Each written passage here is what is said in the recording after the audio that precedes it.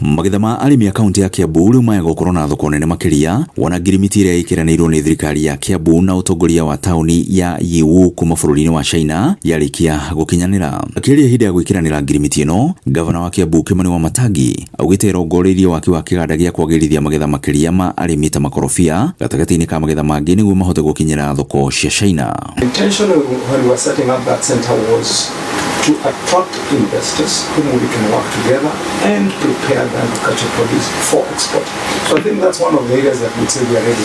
Gavana wa Matangi augĩte thirikari yake nĩ tambũrũkĩtie moko kwamũkĩra onjoria na kũmahe mĩeke ya ũigithia iceceni-inĩ cia mwanya cia kĩwonjoria ta kĩrĩa kĩrakwo mũgũnda-inĩ wa Waruhiũ kwa ũnyitanĩri wa thirikari nene na thirikari ya kaunti ya Kiambu na mũigana wa ciringi mirioni 500, ũndũ ũrĩa augĩte ũkũruta mĩeke ya mawĩra kĩhĩri kũrĩ aikari a Kiambu. About 900 acres of land available, which we have already registered as a special economic zone, and we are already allocating that land to investors at no initial cost, as long as the investor is investing in Kiambu.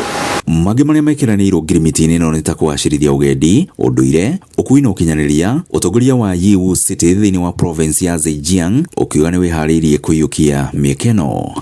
We would really like to take the opportunity of this time visiting the local merchants or the outlets to have a underground idea of how it looks like and how we can work together. Ngiribotera Inooro TV kuma kaunti-inĩ ya Kiambu niĩ njĩtagwo Wero wa Mwangi.